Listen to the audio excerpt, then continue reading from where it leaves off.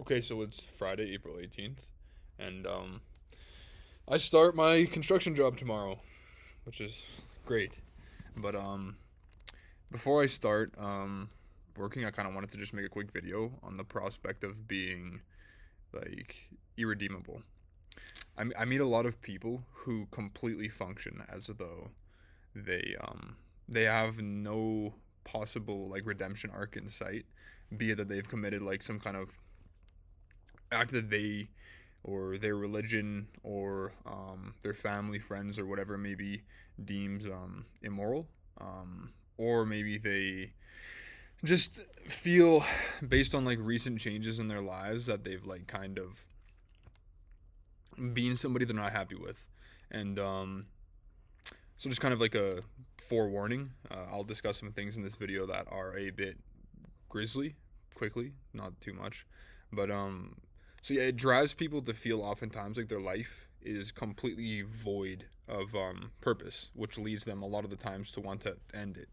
And I guess I just wanted to make a quick video to say like like while I can see that like it's pretty, because I've done things in my own life that I've felt like okay, like who I am is like an unacceptable. I'm unacceptable. I'm unacceptably portraying who I should be, and I'm not stepping into the shoes that I as a young kid or even as a young man I should be stepping into. So I thought when I was young like okay, I'd be all this, I'd be all that, and I ended up going down some wrong paths in my life and treating some people wrong, and like doing just some things that I've done, I've been unhappy with myself for. Okay, case in point. I'm just like, preface in the way of like I've been there too. Um, I just wanted to kind of put out there that the worst thing that you can do, in my mind, after you've done something that you deem immoral, is give up. Like, and that's not even on some like what you've done deserves forgiveness type thing. Like that's not what I'm trying to say. Because what you've done like may very well be immoral. And like I mean, again, I've been there. I know a lot of people have been there. But like first and foremost, the best step is recognizing your mistake. Um, then from there, um, rectifying it via your actions. So like if you have, even if you don't, but let's say that you're blessed with the ability to walk, you have two legs, you have two arms, and you have a working body, right? And you've done something that you deem immoral. Um, it's kind of your duty from there forth to carry those ghosts with you, and those and carry that either trauma that you've inflicted on other people, or just generally carry those actions with you.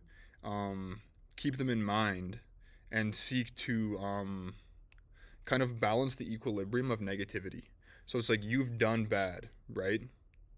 Giving up there leaves the world with just bad. Like then from there forward, it's like, okay, that's unfortunate.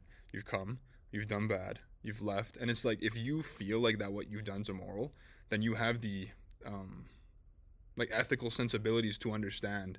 And like very likely you have the empathy to understand that like what you've done's not right, simply put, like immoral, bad action, bad, right? Like so then you from there forward, if not just for yourself, or sorry, if not just for the world, for yourself, like genuinely, um your only solution, like your only antidote, is to balance that negativity with some positive action. So like commit to charity, like commit to like aiding a family member, right? Like case in point, if you've done something that's like genuinely negative in your life, or a handful of things, giving up is like the absolute negative outcome. Any step in a healthy direction, be it that you want to start going to the gym, you want to inspire other people to do so, you want to give to charity, you want to work for charitable endeavors, you want to go back to school to net positively contribute to society, right? Like that all is pretty well your only option, genuinely. And you'll find peace in that. Maybe you're not forgiven for it. Maybe you never forgive yourself for it. But if you think of it like a left and a right thing, you build this negativity up. But as you build sort of your positive actions higher and higher and higher, it begins to, you look down at the negativity and you say, you know what, I'm very glad that was, well, at one point, something that felt insurmountable. It's being surmounted by this sort of massive pillar of great contributions I've made to society. Like, and it's not much deeper than that. Like, you can search all you want, right? And I'm sure it's a good thing to do. Like, search through different religions, different philosophies, so on, so on, so on, so on. But so long as you know that it's bad to be bad, like it's negative to hurt people, it's negative to do like negative things, right? Then the philosophy is as simple as just do good to combat it. Like, don't give up, because the world needs more people who are like emotionally conscious enough to do good in response.